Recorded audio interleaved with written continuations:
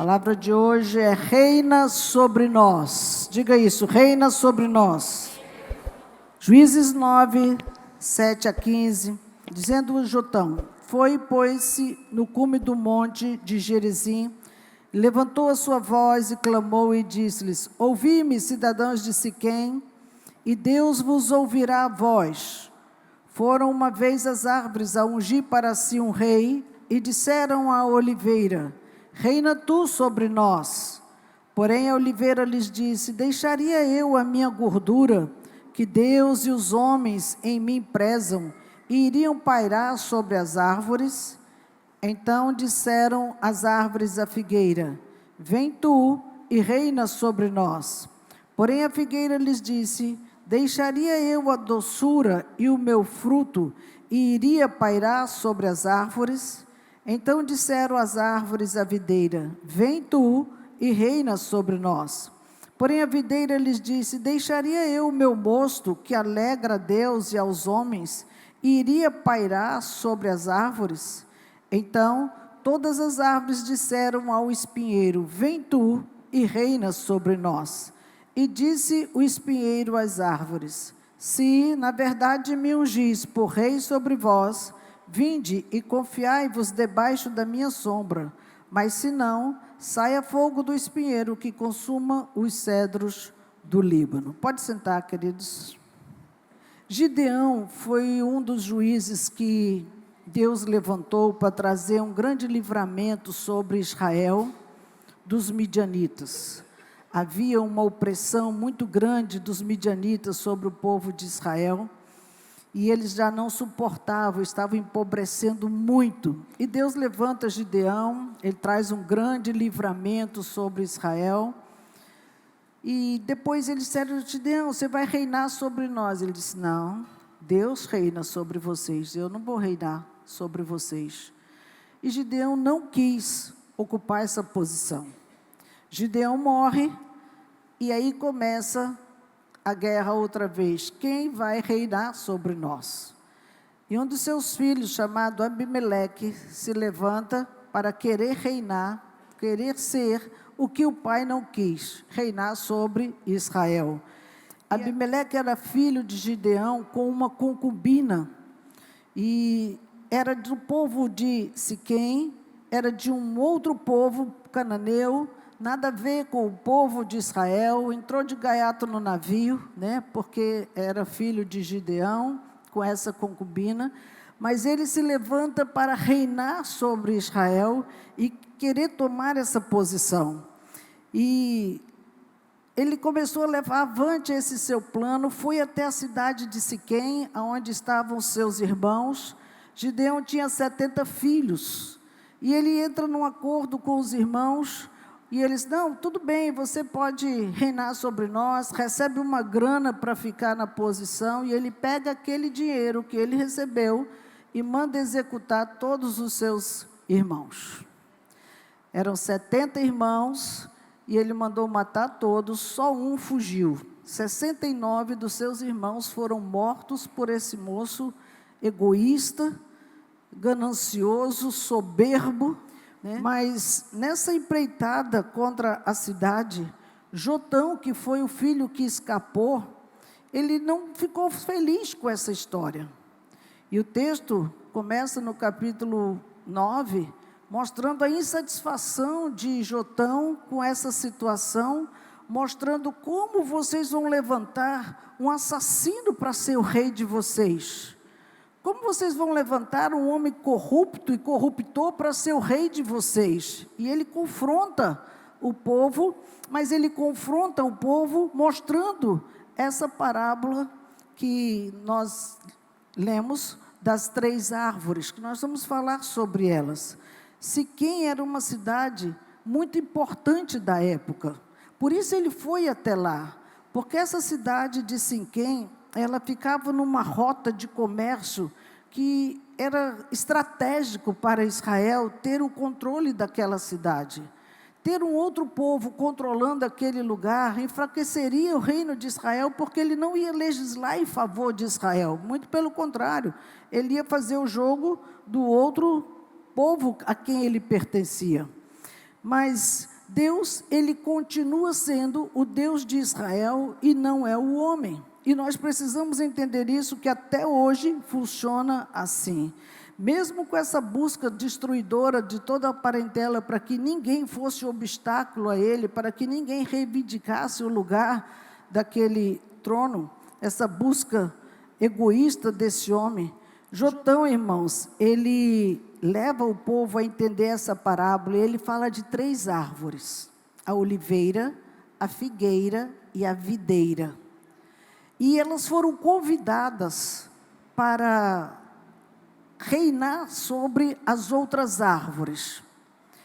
Essa história é tão profunda, porque quando ela recebeu o convite, elas não estavam recebendo o convite para serem escravas das outras árvores.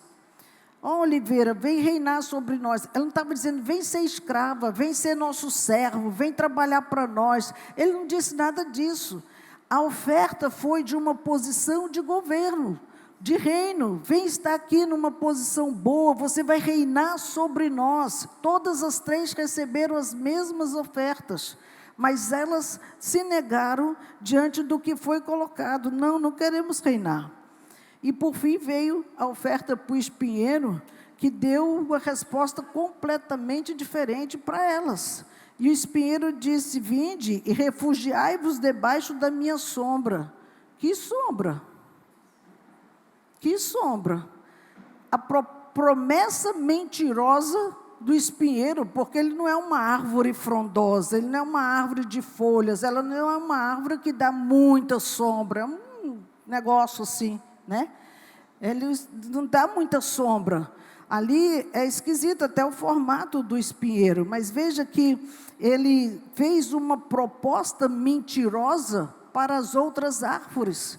Venham e se alojem debaixo da minha sombra. Ele não tinha sombra para dar, ele não tinha guarida, ele não tinha segurança, ele não tinha cobertura, ele não tinha absolutamente nada para dar, e prometia o que ele não tinha, né? Então, o que aconteceu, irmãos? Jotão, ele estava ali, na realidade, nessas 3 árvores, denunciando um governo muito ruim que tinha ali, e a forma covarde como seu irmão se levanta contra toda a sua parentela, mostrando que ele estava desqualificado para o cargo, porque ele estava unido aos maus, ele estava aliançado com a maldade. O seu coração era punitivo, vingativo, era um coração mau. E aí nós precisamos colocar uma coisa na cabeça: eu não preciso escolher o mal por uma falta de opção. Nós temos que ter isso na cabeça. Não, porque eu não tenho opção, eu vou ficar com isso aqui mesmo. Não, você não pode ter uma mentalidade tão ruim assim. A oliveira, irmãos, foi a primeira árvore que foi convidada. E quando ela foi convidada, a sua desculpa foi: deixaria eu o meu óleo, a minha gordura, tudo de bom que eu faço, né? Ela começou a mostrar todos os talentos que ela tinha, porque o seu óleo, ela ilumina o candelabro, é com óleo que unge os sacerdotes, os profetas, é com óleo que o altar é ungido, é com óleo que a igreja caminhava e tudo mais. Ela usou esse argumento que ela não deixaria aquilo que ela tinha de melhor para fazer, ter o cuidado das outras árvores. Naquela hora, ela estava dizendo que eu não vou querer ter dor de cabeça com outra coisa, porque eu já estou muito bem, obrigada onde eu estou. O que nós vemos aqui, irmãos? Temos que ter muito cuidado com a posição que o Senhor nos coloca. Que posição é essa? As nossas conquistas, elas não podem se tornar tropeços na nossa vida. Tudo que Deus nos deu, bendito seja o nome do Senhor, mas precisa ser expandido. Não foi para ficar para a nossa zona de conforto, eu já estou bem, está tudo certo. Não. O que nós recebemos de Deus é para ser repartido com outras pessoas. Era para ser dado, como nós recebemos do Senhor também. Temos que ter cuidado, porque as nossas vitórias, elas podem se tornar na nossa vida fracassos, podem se tornar derrotas, a ponto de nós não querermos mais servir os irmãos, servir outra pessoa, estar próxima de outra pessoa. Quando nós levantamos pastores, quando nós levantamos líderes para servir o reino, no início é uma alegria, é um prazer, é um regozijo, é um gozo, e depois não mais. Não quer mais servir, não quer mais liderar, não quer mais cuidar, não quer mais dar nada para o outro do que está recebendo de Deus, porque eu não vou deixar o meu óleo, a minha gordura, eu sou a oliveira. A oliveira tem óleo bastante, e esse óleo bastante, para que serve? Só para você? E acabamos que estamos numa zona de conforto, onde nós estamos negando o nosso serviço ao reino de Deus, em favor de outras pessoas. Quantos levitas que são chamados para ocupar aqui, não só aqui, mas recepção, logística, como nós convocamos aqui um monte para trabalhar, apareceu um tiquinho na lista, porque ninguém quer mais servir a Deus com os seus dons e com os seus talentos, e os que vêm, começam com dedicação e entram no relaxamento geral. Se der, eu vou. Chega atrasado, faz de qualquer jeito, não dá feedback do que está acontecendo, nada, como se, tem obrigação disso não. Claro, você já tem o seu óleo, você já tem a sua zona de conforto, você já pode sentar no culto e assistir, fica muito mais cômodo. É a oliveira. Por que nós estamos falando isso, irmãos? Porque nós estamos tendo o azeite, nós estamos tendo a unção, nós usamos para consagração, no tempo está tudo bom, mas acontece que o orgulho toma conta. E quando o orgulho toma conta, o que era símbolo de comunhão e de intimidade, se torna um símbolo daqueles que estão mortos ministerialmente. Diga misericórdia. Eu vou falar tudo que Deus mandou falar. Eu nem queria falar, mas eu vou falar. É morte ministerial. E precisamos estar atentos, irmãos, porque ter o título não importa para Deus, como não importava os ricos que chegavam no altar. Importava o coração, a atitude de quem chegava para entregar algo para Deus. Por isso que ter o título, mas não se envolver com a obra de Deus, não interessa para Deus o seu título. Não interessa a sua capacitação, o seu doutorado, para Deus não interessa. Ele quer saber onde está o teu coração. E Ele pede, filho, dá-me o teu coração.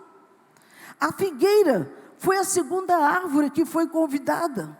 E quando foi convidada para reinar, irmãos, essa árvore ela tem uma importância muito grande para o judaísmo, porque ela mostra muitas coisas. Ela tem um fruto doce, é uma árvore que dá muitos frutos, tem um fruto doce, até a sua folha é bonita, é como o formato de uma mão, você consegue colocar a mão assim em cima da folha, ela tem um formato de uma mão. É a figueira que cobriu a nudez de Adão lá atrás. Enfim, é uma árvore muito querida, mas isso não traduz o fruto daqueles que servem.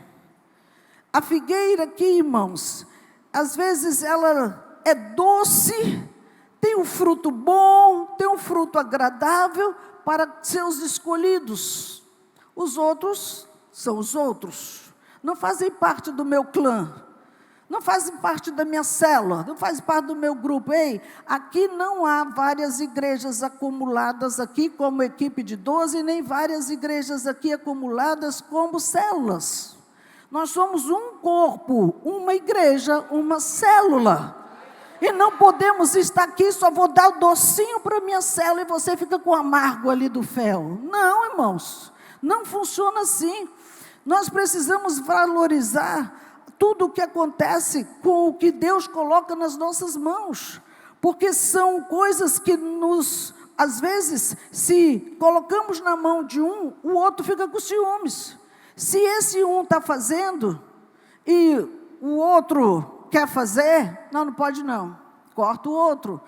Muitas vezes é questão de localização. Para ficar aqui no altar, para pregar, é maravilhoso. Mas para na logística, se sente humilhados, se sente diminuídos. Imagine se fosse no nosso tempo que a gente limpava, lavava banheiro, varria, arrumava cadeira, pregava, orava, visitava e fazia tudo. Onde você estaria nesse jogo? Nosso tempo. Aqui é testemunha, nosso tempo. A gente fazia tudo. Então, a figueira, ela foi convidada e disse, não, eu não quero não, eu não quero reinar sobre as outras árvores. O que a figueira disse? Deixaria eu a minha doçura, o meu bom fruto, para pairar sobre as árvores? Não, vou ficar com o meu fruto, vou ficar com a minha doçura, vou ficar com o que é bom, está bom demais, minha vida assim agora melhorou, você não tem nem noção, agora que eu não faço nada na igreja, está uma bênção. Será? Porque Deus não nos chamou, irmãos, para ficar de cara para cima. Todos nós fomos chamados por Deus para uma função específica. Veja que a figueira, ela também se negou. E aí entra a videira, a terceira convidada. Quando a terceira convidada chega, ela diz exatamente a mesma coisa. Todas aquelas árvores, irmãos, deram argumentos para fugir da proposta que o Senhor deu para elas. A terceira, a videira. A videira é uma árvore que fala da alegria. Ela tem muitos frutos. Ela está relacionada à aliança. E quando nós falamos em uva, nós sempre vemos como aquele cacho, né? Ela tem muita coisa, mas em todas essas 3 árvores, você nota que elas usaram uma linguagem religiosa. A gordura para a casa do Senhor, né? Para trazer a doçura para a casa de Deus. Tudo usa o nome de Deus, mas não serve a Deus. Não adianta usarmos o nome dele se nós não estamos dispostos a servi-lo, se nós não estamos dispostos a fazer o que ele mandou fazer. E todas as 3 usaram o mesmo argumento: deixaria eu a minha gordura, deixaria eu o meu mosto, o meu vinho, deixaria eu a minha alegria, a minha doçura, cada um falando do seu, mas a expressão é única para os 3, deixaria eu. E aqui eu quero dizer para você, se você quiser servir ao Senhor, tem que deixar tudo. Não tem como você querer servir a Deus, guardando o que é melhor para você, e se der, fazer algo para o reino de Deus. Precisa deixar mesmo a vida velha, deixar mesmo o eu, o orgulho, a arrogância, o passado, as penduricaios que tem de namorico para aqui e para acolá, o sexo fora de casamento, tem que deixar sim, tem que ser santo sim, tem que parar de estar se agarrando nos muros sim, nos motéis sim, tem que parar. Não, mas não tem nada a ver. Hoje o namoro é assim, se você quer servir a Deus, querido, você tem que largar essa vida. Isso não é vida para homem e mulher de Deus. A Bíblia diz, se não pode se conter, case. Case, tenha uma vida íntegra, reta, honesta. Mas fica numa vida dupla, achando que Deus está recebendo a tua oferta e de mãos sujas sendo levantadas para o altar de Deus, irmãos. A palavra de Deus é muito clara para nós. Essas 3 árvores, elas são extraordinárias, são, mas estão acomodadas numa zona de conforto, que não deseja sair de onde está e enche de desculpinhas. Não, porque eu tenho que fazer isso, não porque meu filho, não porque meu marido, não porque meu pai, porque minha mãe, porque você não quer. Porque na hora que nós queremos, nós rompemos. Quando você quer algo, irmão, você vai para cima, não tem quem tire você do propósito. Todo mundo é assim. Não, eu não sou, duvido. Se for do seu interesse, você sai daqui voando agora por alguma coisa. Nós temos isso dentro de nós. Por isso que não adianta, queridos, querer servir a Deus se não nos disponibilizarmos para ser usados por Ele. Ser usado por Deus é você dizer não para muitas coisas dessa terra. Mas, apóstolo, a gente tem que viver. E você não vive se não for pecando? Tem que aproveitar as coisas. Tem muita coisa linda nesse mundo que podemos aproveitar sem pecar. Muitas coisas lindas que o Senhor quem fez, não foi o diabo não. Tudo que existe nessa terra foi o Senhor que fez, irmãos. Mas temos que ter noção de direcionamento. Isso agrada o coração de Deus, o Espírito Santo de Deus ou não? E não ter essa vida qualquer. Veja que, apesar disso tudo, quando chegaram para o espinheiro, versículo 14 e 15, ele diz o quê? Todas as árvores disseram, vem tu e reina sobre nós. Ele nem questionou. Ele já disse direto, se é verdade que me ungi sobre reis, sobre vocês, vinde e confiai debaixo da minha sombra. Confia no espinheiro, encosta nele que ele vai te espetar. Tu confia mesmo no espinheiro? Ele vai te dar sombra mesmo, guarida? Presta atenção. Agora, queridos, uma coisa eu aprendi com o espinheiro, ele é bom. O espinheiro é bom. Eu aprendi, Carlinhos, com o espinheiro, Flávia. Eu achava que espinheiro era ruim. E eu fiquei muito tempo, com uns 2 dias aqui nesse espinheiro aqui. Ele me espetando. Porque eu tinha que aprender a lição desse espinheiro, irmãos. Que nós temos que aprender, que eu quero passar para vocês o que eu consegui aprender disso aqui. O espinheiro, ele não tem frutos. Ele é uma árvore que ninguém gosta dele. Ele é uma árvore, tem os seus espinhos que sufoca a semente. Olha isso. Quando você vai lá para a parábola do semeador, a semente que caiu entre espinhos foi sufocada. Mateus 13, 7. A semente foi sufocada. Deus está buscando pessoas que estão com o coração disposto para servir, mesmo que não tenha dons nenhum, como oliveira, figueira ou videira, mesmo que seja só um espinheiro, você serve. Você serve para Deus, querido, porque aquelas 3 árvores têm qualidades, mas só querem servir às suas próprias escolhas. Isso é muito grave, porque Deus chama servos para servir onde for necessário, e não aonde eu quero. É muito sério isso, porque o espinheiro, ele tem sombra limitada, ele não tem folhas, ele não é muito bom naquilo que ele faz.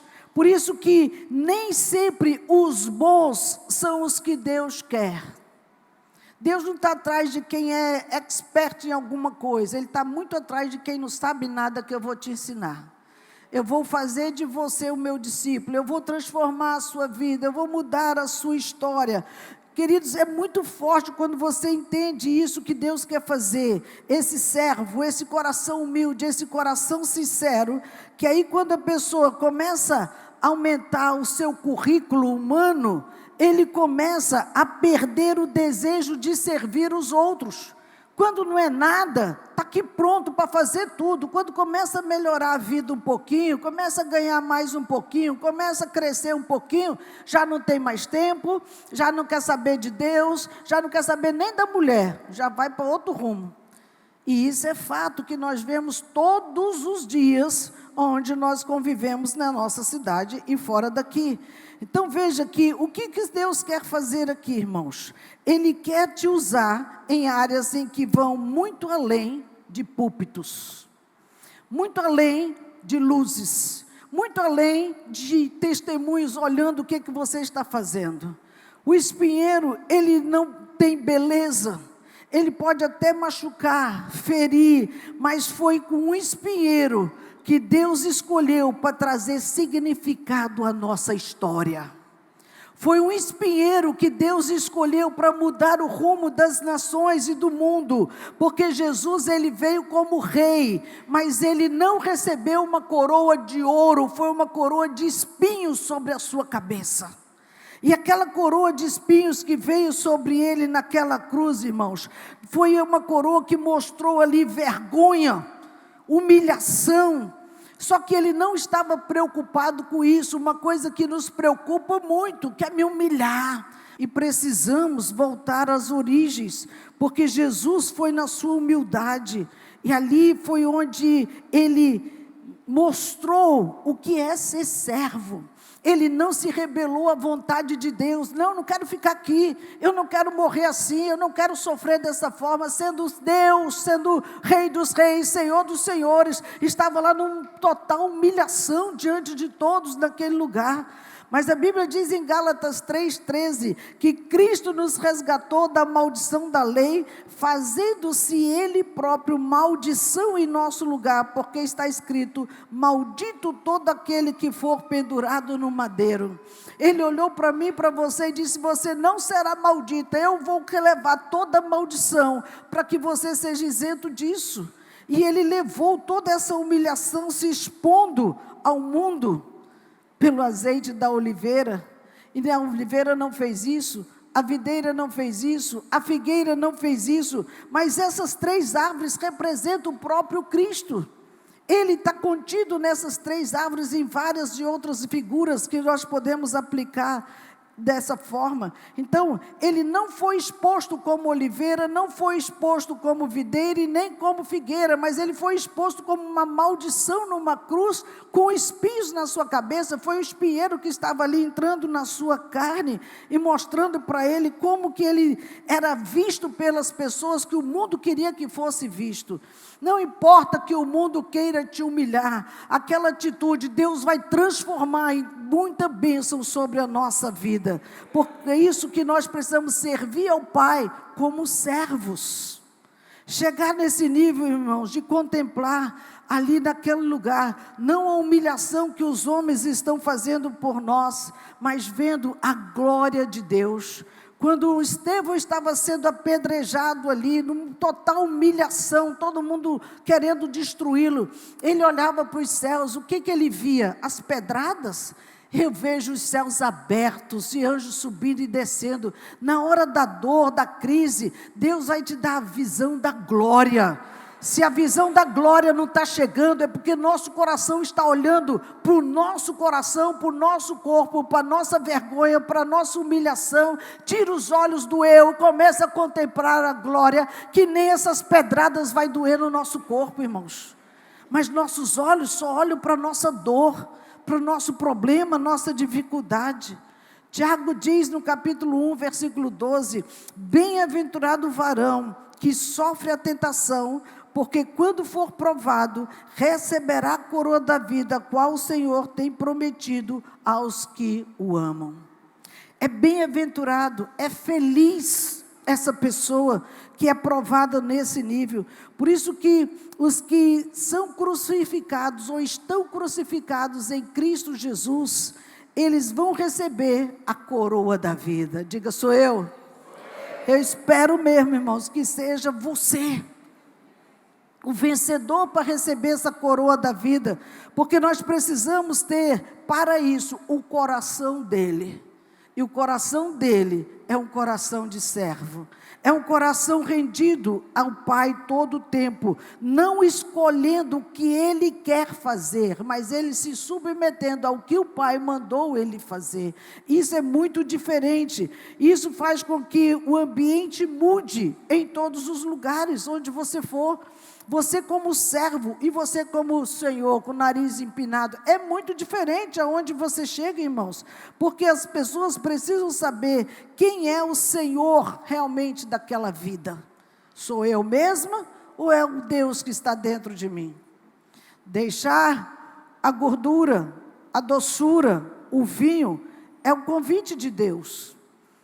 Eu preciso deixar essa gordura, eu preciso deixar esse vinho, essa alegria, essa doçura toda que está me encantando e fazendo pensar que eu sou alguma coisa que não deveria ser. Não é a árvore em si, mas é o que tem nela, irmãos. O que valoriza a minha, a sua vida é o Senhor. O que Ele é e representa dentro de nós. Por que tanta soberba, tanta arrogância, achando que somos alguma coisa? Salmo 126, ele diz assim, versos 5 e 6, Os que com lágrimas semeiam, com júbilo ceifarão. Quem sai andando e chorando enquanto semeia, voltará com júbilo trazendo os seus feixes. Deixa eu lhe ensinar uma coisa. Todo começo é com lágrimas, é com sangue, é com gemido. Quem sai semeando, está começando. Não tem nada, mas eu vou semear chorando e lançando as sementes. Mas eu tenho uma certeza, eu vou voltar com júbilo. Eu vou voltar com alegria e não vou voltar de mão vazia, não. Eu venho com os meus feixes e você vem com os seus feixes. Por isso que a humildade, o serviço ao Senhor precisa ser assim, com esse mesmo coração, irmãos, de lágrimas, de gemidos. Está doendo, está difícil, mas aguenta firme, vai valer a pena. Cantamos muito isso aqui nessa igreja, por muitos meses, vai valer a pena. E não desista de cantar, continua valendo a pena servir esse Deus poderoso.